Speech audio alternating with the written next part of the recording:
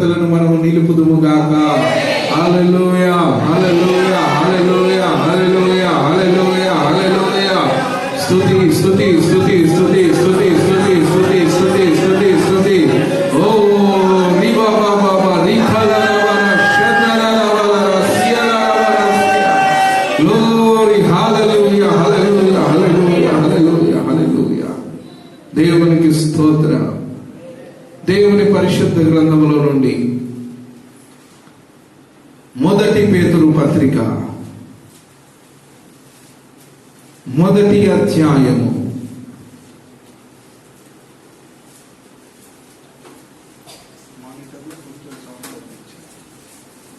1 పేతురు పత్రిక 1వ అధ్యాయము 7వ వచనాన్ని 7వ వచనాన్ని మనం చదువుకుందాం.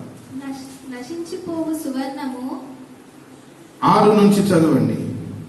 ఇందువలన మీరు మిక్కిలి ఆనందించుచున్నారు గాని అవసరమును బట్టి నానా విధములైన శోధనల చేత ప్రస్తుతమున కొంచెము కాలము మీకు దుఃఖము కలుగుచున్నది. నశించిపోవు సువర్ణము అగ్ని పరీక్ష వలన శుద్ధపరచబడుచున్నది కదా. దానికంటే అమూల్యమైన మీ విశ్వాసము ఈ శోధనల చేత పరీక్షకు నిలిచినదై యేసుక్రీస్తు ప్రత్యక్షమైనప్పుడు మెప్పును మహిమయు ఘనతయు కలుగుటకు కారణమగును. చాలు. విన్నారా? చదివిందందరూ కూడా మనసులు ఎక్కడో పెట్టుకున్నారా? కొంతమంది చర్చికి వస్తారు, మీరు కాదులే. ఎందుకు వస్తున్నామో తెలియదు, ఫార్మాలిటీకి వస్తూ ఉంటారు. చర్చికి ఎందుకు వెళ్ళాలో తెలియదు, ఎందుకు వస్తున్నామో తెలియదు. మంది బాధకు, తల్లిదండ్రుల బాధకు, పిల్లల బాధలకు, ఏదో గుడికాడికి పోతే ఏదన్నా అలా అటెండ్ అయితే ఏదైనా దేవుని కృప దొరుకుతుందేమో అని దేవుని సన్నిధానంలోకి వచ్చి అలా కూర్చుంటారు. నేను అనేది ఏంటంటే, దేవుని కృప దొరకటం అంటే అర్థం ఏంటంటే, దేవుడు నీతో మాట్లాడడం, ప్రభు నీతో మాట్లాడడమే దేవుని కృప. అది కనిపించేది. ప్రభు నిన్ను ప్రేమిస్తున్నాడు. ఆ ప్రభు నీతో మాట్లాడుటకు ఆయన ఇష్టపడుతున్నాడు. ఆయన ఇష్టపడటమే దేవుని కృప. ఆయన స్వరమును నీవు వినడమే దేవుని కృప. పూర్వకాలములో, పురాతన కాలములో దేవుని స్వరము వినబడేది కాదు. ఇశ్రాయేలీయులు కొన్ని ఏళ్ళు కష్టపడ్డ తరువాత దేవుడు మోషేకు తన స్వరాన్ని వినిపించాడు. కానీ ఆ కాలముల కంటే ఈ కాలములు శ్రేష్టములైనటువంటి కాలములు. కారణం ఏంటంటే, దేవుని స్వరమును మనం ఎల్లవేళలా వింటున్నటువంటి కాలం ఇది. దేవుడు తన దాసులను అభిషేకించి తన ప్రవక్తలుగా ప్రతిష్ఠించి సంఘముతో దేవుడు నిరంతరము మాట్లాడుతున్నటువంటి కాలముల మధ్యలో మనం ఉన్నాం. అందుకే దీనిని కృపాకాలం అన్నారు. ఏ కాలం చెప్పండి? కృపాకాలం. కృపాకాలము అంటే దేవుడు మనతో మాట్లాడే కాలం. హల్లెలూయా. ఈ కాలముల మధ్యలో ప్రభు మనతో మాట్లాడుతున్నాడు. అయితే ప్రభు మనల్ని కృప చూపించాడు. ప్రభు మన పైన తన కృపను అనుగ్రహించాడు. కృపతో ప్రభువు మనతో మాట్లాడుతున్నాడు, మంచిదే. కానీ ప్రభు మాటలకు నీవు చెవి యొగ్గుతున్నావా అనేది ఇప్పుడు ప్రశ్న. ఒకప్పుడు ఎదురు చూస్తున్నటువంటి భక్తులతో దేవుడు మాట్లాడేది. ఇప్పుడే కాలం అంటే దేవుని కృపను బట్టి దేవుడే భక్తుల కొరకు ఎదురు చూడాల్సి వస్తుంది. దేవుడు తన ప్రేమను నీతో పంచుకున్నటకు ఇష్టపడుతున్నాడు. తన వాక్కు ద్వారా నీలో దేవుని బంధమును ఏర్పాటు చేయటకు ఆయన ఇష్టపడుతున్నాడు. నిన్ను ఆయన వలె మార్చుటకు ఆయన ఇష్టపడుతున్నాడు. నిన్ను ఆయన వలె తీర్చిదిద్దుటకు ఆయన ఇష్టపడుతున్నాడు. నీ శాపమును కొట్టివేసి, నీకున్నటువంటి రోగమును తీసివేసి, నీకున్నటువంటి ఆ డిప్రెషన్ ను తొలగించి, తన మాటల ద్వారా నీకు శాంతినివ్వాలని, నిన్ను తృప్తిపరచాలని, నీ జీవితంలో వెలుగును ఆయన దయచేయాలని కోరుతూ నీతో మాట్లాడటకు ఇష్టపడుతున్నాడు. కానీ వెలుగు లోకములోనికి వచ్చెను, కానీ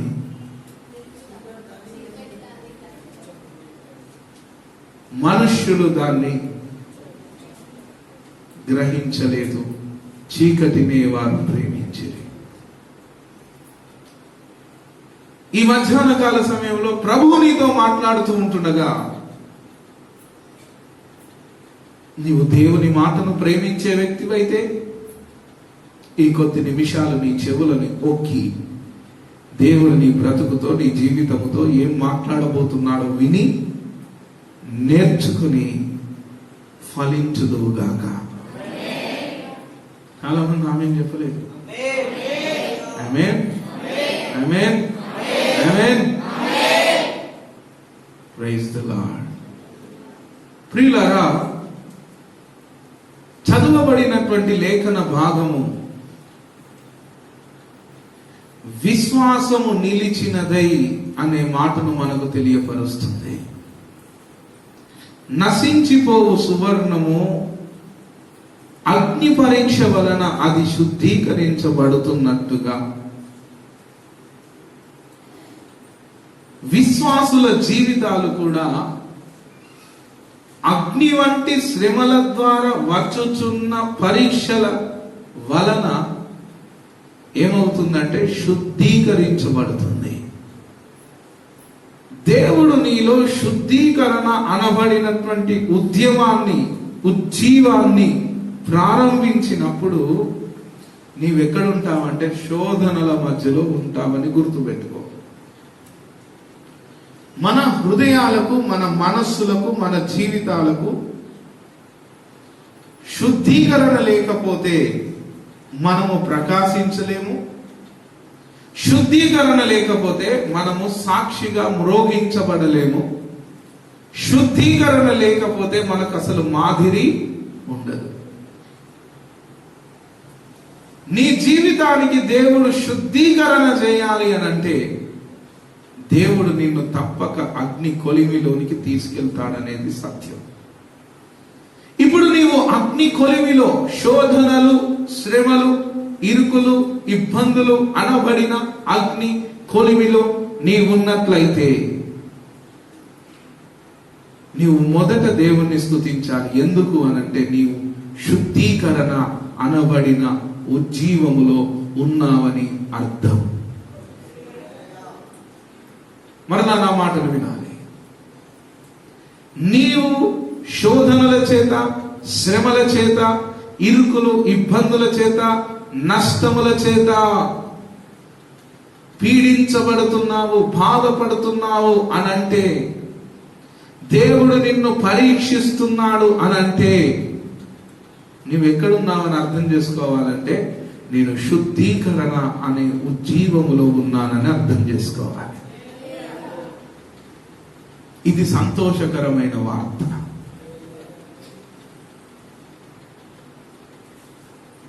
మన ఓడ మునిగిపోయేది కాదు. మన విశ్వాస ఓడ ఎప్పుడు కూడా అపజయాన్ని చూసేది కాదు.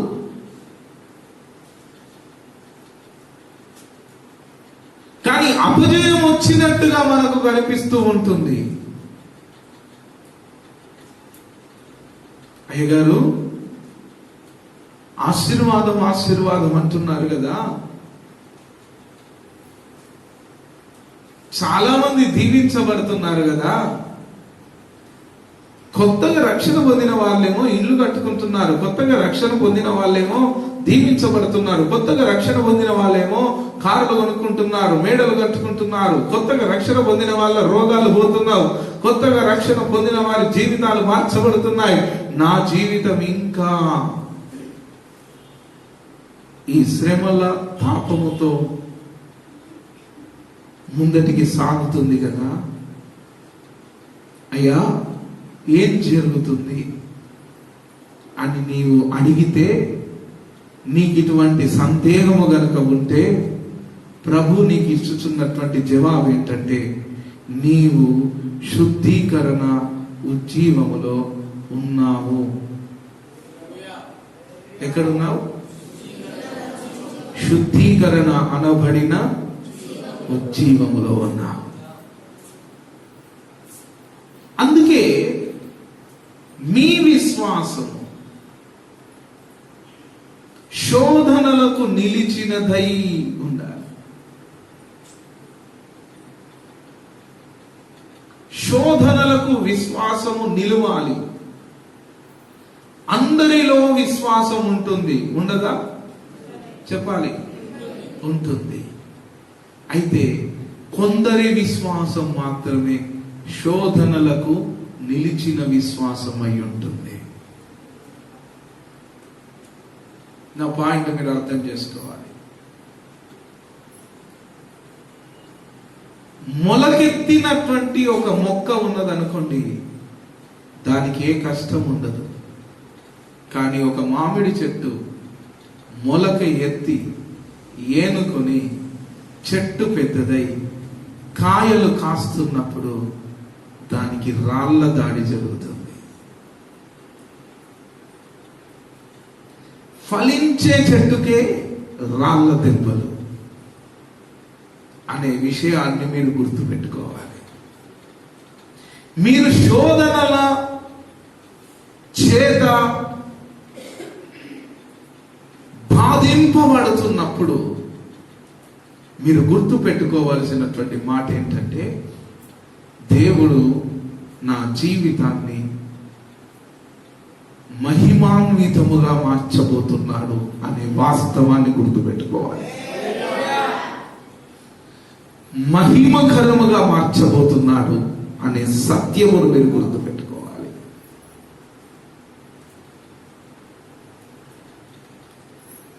ఈ శోధన అనబడినటువంటి పరిస్థితిలో విశ్వాసులు ఎప్పుడైతే అడుగు పెడతారో అప్పుడు ఒక డిప్రెషన్ మనకు కలుగుతూ ఉంటుంది. సాతానుడు ప్రతి అనునిత్యము మనల్ని నిడిల్స్ తో పొడిచినట్టుగా పొడుస్తూ ఉంటాడు.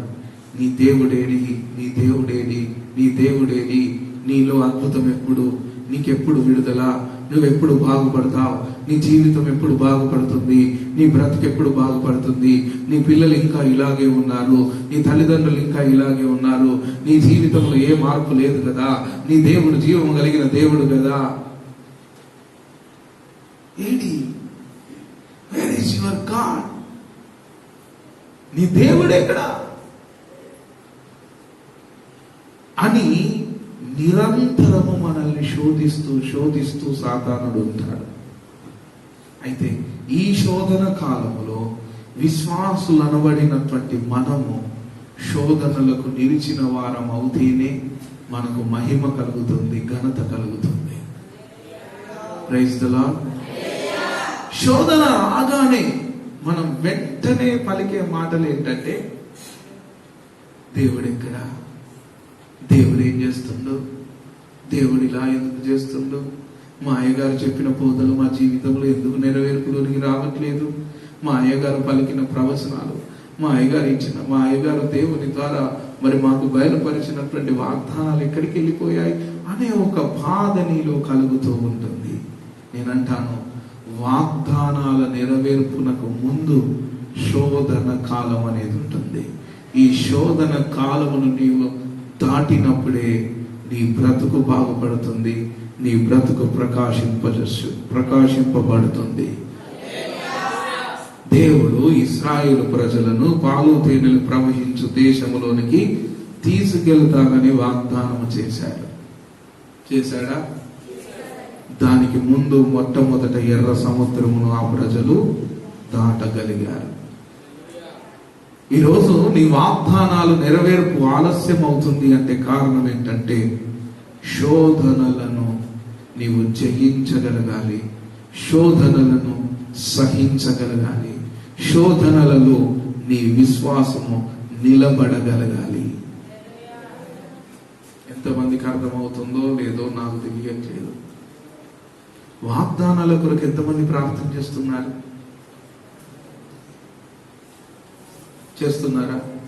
ఎంతమంది డెలివరెన్స్, విడుదల కొరకు ప్రార్థన చేస్తున్నారు? ఎంతమంది మా బ్రతుకులు బాగుపడాలని ప్రార్థన చేస్తున్నారు?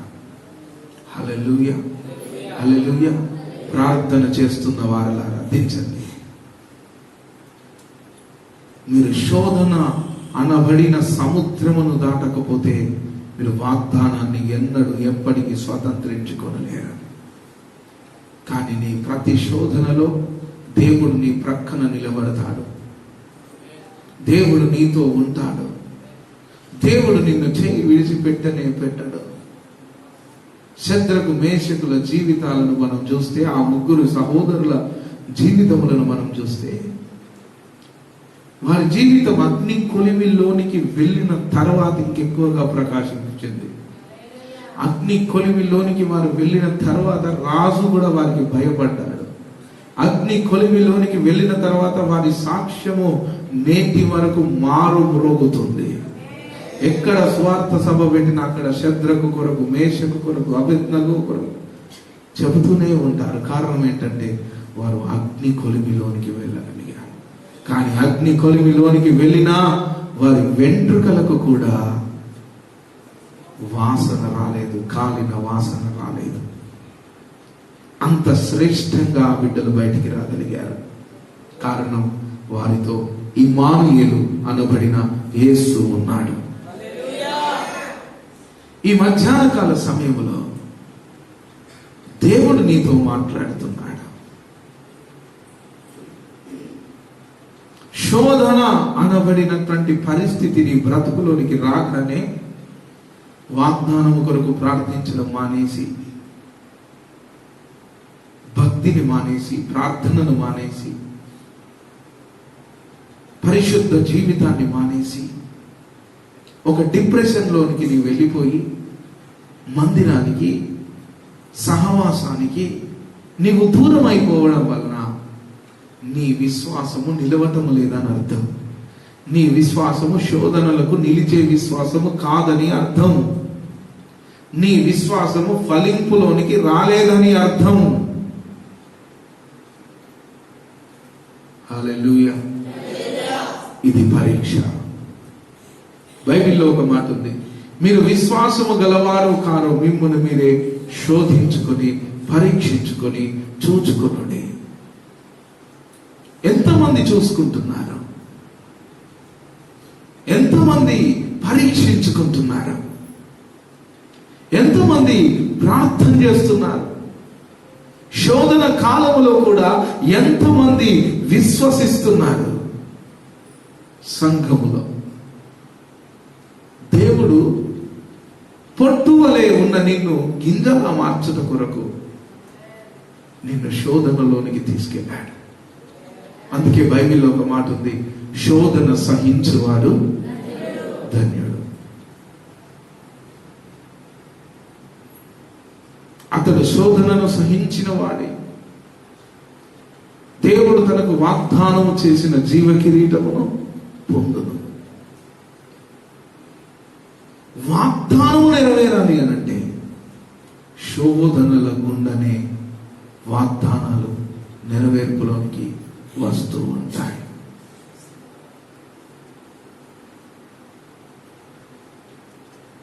సంజీవరామయ్య గారు మన ఆత్మీయ తండ్రి ఈ గోదావరికని పట్టణంలోనికి వచ్చినప్పుడు నా వయస్సు 3 నెలలు.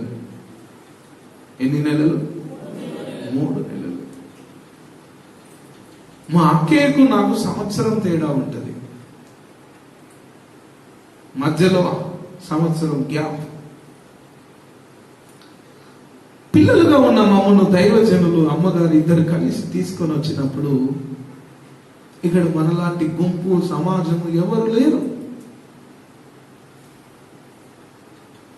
ఒక కిరాయి ఇంటిలో ఉంటున్నారు. పెట్టుకోవడానికి ఫ్యాన్లు కూడా లేవు, ఇంట్లో కూలర్స్ లేవు. చాలా దీన పరిస్థితి. ఈ ప్రాంతానికి వచ్చినప్పుడు ఇక్కడ ఉన్న వేడికి, ఎండలకు నా తల నిండా వేడి గడ్డలయ్యాయి. వేడి గడ్డలు కన్నుల ముందు ఇట్లా. కనీసం దైవజనులు ఈ పిల్లల్ని హాస్పిటల్ తీసుకోవడానికి కూడా డబ్బులు లేవు. ఎంత దీన పరిస్థితి. కానీ దేవుడు చెప్పాడు, నా కుమారుడా, నీ పిలుపు గోదావరికని.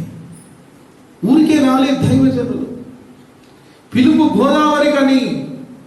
నిన్ను నేను గోదావరికనిలో వాడుకోబోతున్నాను, నీ వెళ్ళు అన్నప్పుడు సిమెంట్ బ్యాగులో, సిమెంట్ బస్తాలో బట్టలు పెట్టుకొని వచ్చారు. కనీసం బ్యాగు కొనుక్కునే పరిస్థితి లేదు. అప్పటికే ఉద్యోగాన్ని మానేశారు, రిజైన్ చేసేశారు. భయంకరమైనటువంటి పేదరికం. ఆ సందర్భంలో దైవజనులు ఈ గోదావరికని పట్టణంలోనికి అడుగు పెట్టారు. ఈ వాతావరణాన్ని తట్టుకోలేక పిల్లలకు వేడి గడ్డలు పుట్టాయి. ముఖము, తల అంత గడ్డలు. ఆ ఎండకు అది గడ్డై పగిలిపోయి రక్తము కారి చీము కారుతుంది.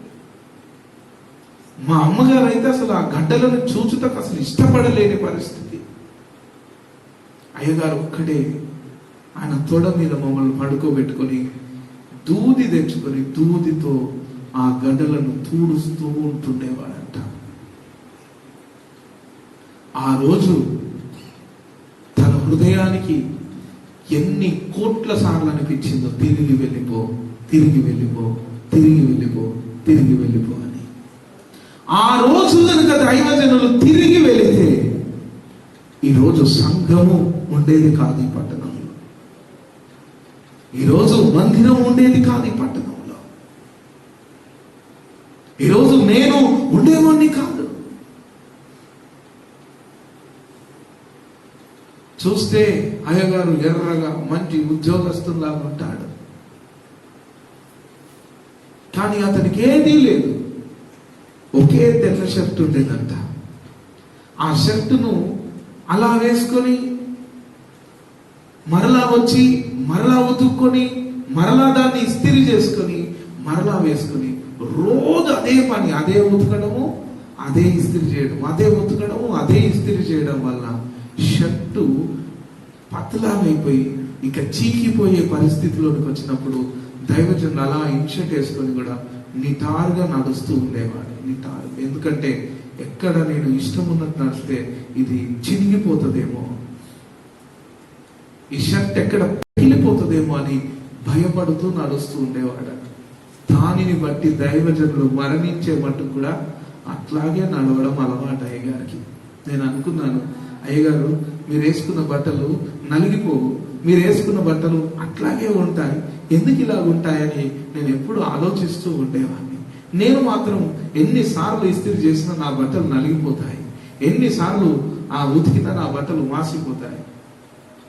అయ్యగారి బట్టలు అలాగే ఉంటాయి. కారణం ఏంటంటే ఆయనకు ఒక్కటే షర్ట్ ఉండేది.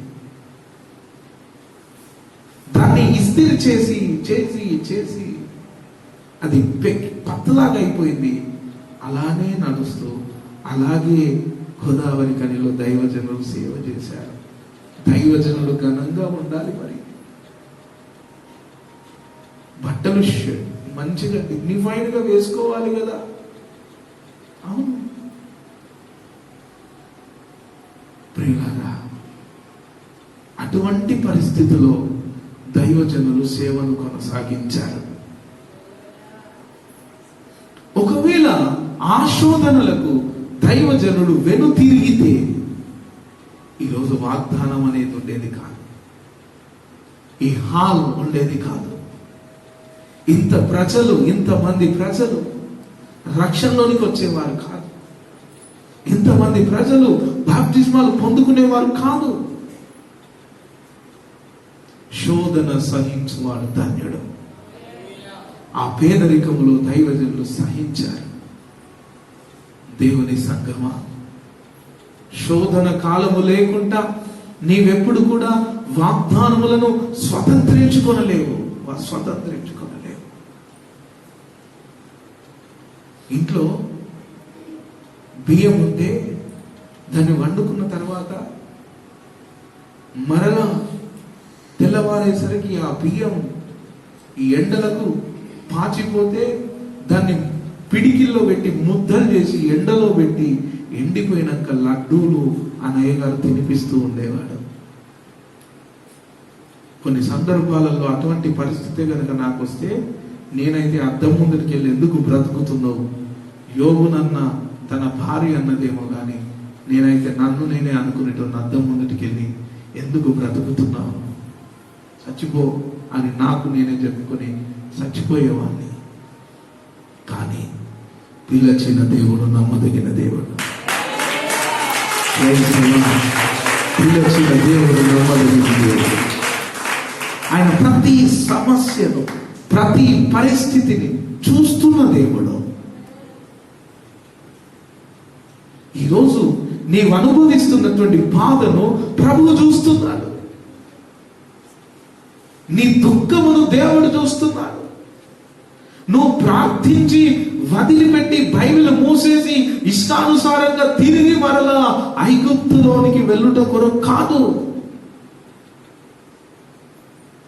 కొంతకాలం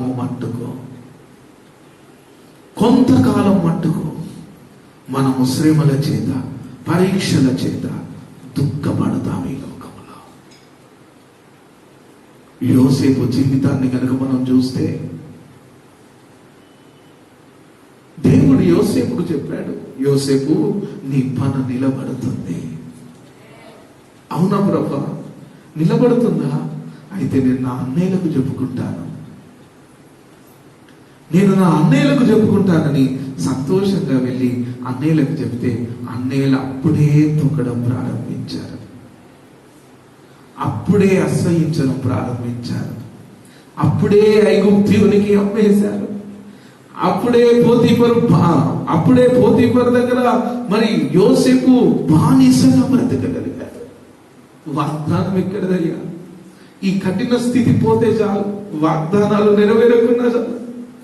రోడ్ల మీద భిక్షగాళ్ళైనా సంతోషంగా ఉంటున్నారు కానీ నాలో ఎప్పుడు సంతోషం లేదు. ఈ వాగ్దానాల సంగతి వదిలిపెట్టేసి నాయన నన్ను చంపేయి అని ప్రార్థన చేయవలసిన పరిస్థితి.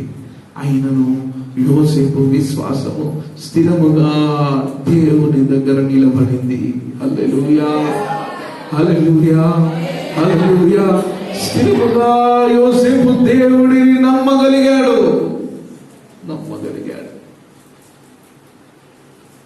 బానిసైపోయాడు, అయినా నమ్ముతున్నాడు.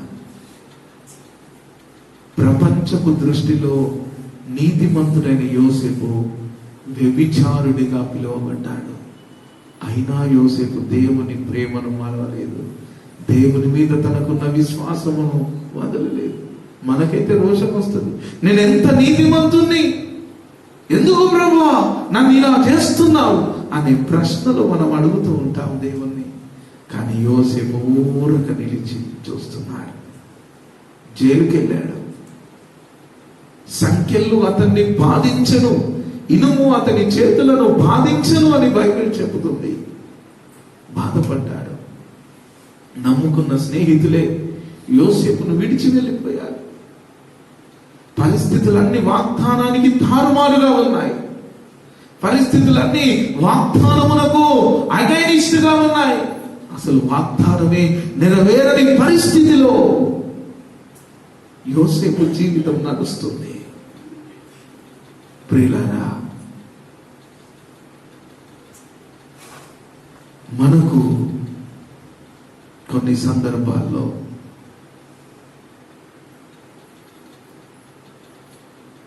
ప్రవచన వరము, స్వస్థత వరము, వరాలతో ఉన్నవారు గొప్పవారిగా కనిపిస్తూ ఉంటారు. దయ్యములను వెళ్ళగొట్టేవారు గొప్పగా మనకు కనిపిస్తూ ఉంటారు. కానీ దేవునికి ఎవరు గొప్ప తెలుసా? విశ్వాసమును కాపాడుకుంటున్న వాడు దేవుని దృష్టికి గొప్పవాడుగా కనిపిస్తూ ఉంటాడు.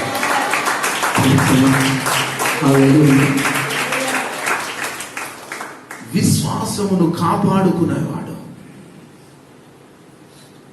దేవుని దృష్టికి గొప్పవాడిగా కనిపిస్తున్నాడు. ఈరోజు దేవా, చాలా మంది కార్లలో తిరుగుతున్నారు, తొందరగా సేవకు వచ్చి అభివృద్ధి పొందుతున్నారు. ఇన్ని సంవత్సరాలుగా మేము సేవ చేస్తున్నాం, కానీ మాకెప్పుడు కారు లేదే అని మనకు అనిపిస్తూ ఉండొచ్చు. మేము ఎప్పుడు దీవించబడలేదే.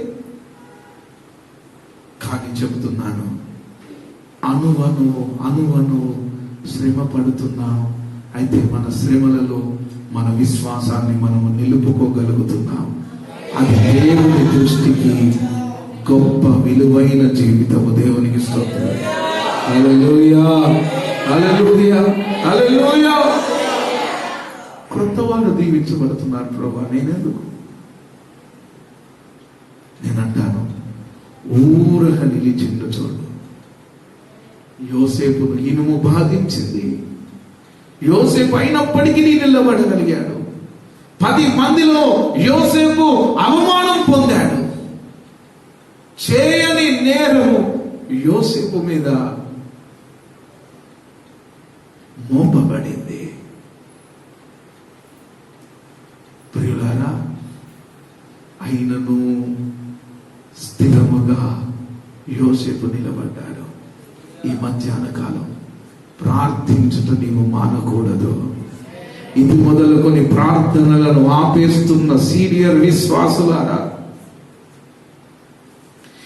వాక్యాన్ని వినడాన్ని మానేస్తున్న సీనియారిటీ కలిగిన విశ్వాసులారా, మీరు శోధన అనబడినటువంటి ఉద్యమములో ఉన్నారు. ఇదిగో మిమ్మల్ని దేవుడు శుద్ధీకరించే ఉద్యమములో నడిపిస్తున్నాడు అని గ్రహించగలుగుదురుగాక. భయపడకండి, నిలిచి ఉండండి. మీకు వస్తున్న ప్రతి శోధనలో, ప్రతి ఇబ్బందిలో నిలిచి ఉండండి. ఎంతో మంది దయ్యాలు వెలగొట్టేవారు ఉంటారు, ఎంతో మంది ప్రవచించేవారు ఉంటారు, ఎంతో మంది రోగులను స్వస్థపరిచేవారు ఉంటారు. అవును, కానీ వారి విశ్వాసాలు చివరి వరకు నిలబడవు. బైబిల్లో ప్రభు అని నన్ను పిలిచేవాడు పరలోక రాజ్యము చేరదు. కొందరు అన్నారు, నీ నామమున మేము దయ్యములను వెళ్ళగొట్టలేదా? నీ నామమున మేము ప్రవచింపలేదా? మా నామమున మేము అన్య భాషలు మాట్లాడలేదా? అన్నప్పటికీ మీరెవరో నాకు తెలియదు. దేవునికి తెలిసిన వాడు ఒక్కడే, శోధనకు నిలిచిన వాడు,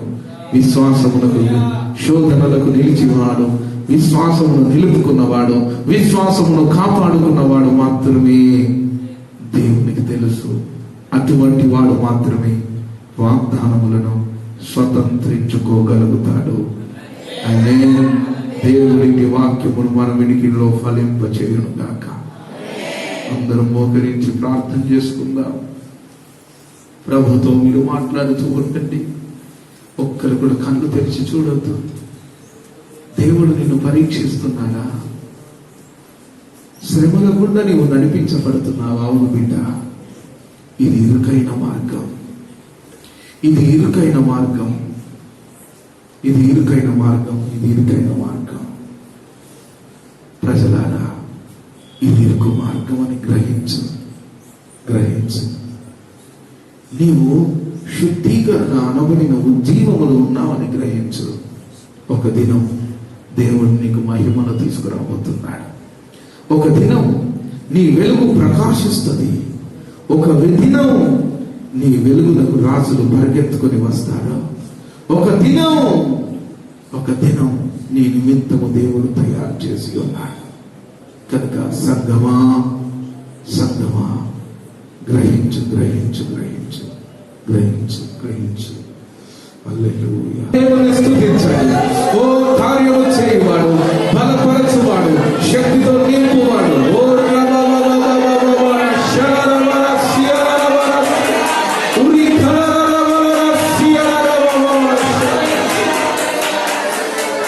మహాగణుడా, పరిశుద్ధుడా, ప్రేమ కలిగిన తండ్రి, ఇంతవరకు నాయన నీవు మాట్లాడిన ప్రతి మాటను బట్టి నీకు స్తోత్రాలు. మా జీవితాలను బాగుపరచండి అయ్యా. మాకు ఈ లోకంలో ఎవ్వరు లేరు ప్రభా, నీ ఒక్కడవే మా దేవుడు అని ఉన్నావు నాయన. సమస్తమును విడిచిపెట్టాము, నిన్నే ఆశ్రయముగా ఎంచుకున్న ప్రజలము నాయన. నీవు మేము గొర్రెలము నాయన. తండ్రి, ఇంకనూ నీ ప్రేమను మా మీదకి తీసుకురండి అయ్యా, నీ కృపను మా మీదకి తీసుకురండి అయ్యా. మేమును నిన్ను ఎక్కువగా ప్రేమించాలయ్యా, ఎక్కువగా నీ ఆజ్ఞలను గైకొనటకు సహాయం చేయండి. మా మీద జరుగుతున్న దుష్ట శక్తుల దాడిని యేసు నామమున తొలగించుమని అడుగుతున్నాను. అభిషేకము, అగ్ని, పరిశుద్ధాత్మ నడిపింపు మా అందరికీ అనుగ్రహించున్నాయి. సమస్తమును నీ చేతులకు అప్పగిస్తుంది. ఈ వారంలో జరగబోతున్న ప్రతి కార్యక్రమంలో మీరు తోడుగా ఉంది.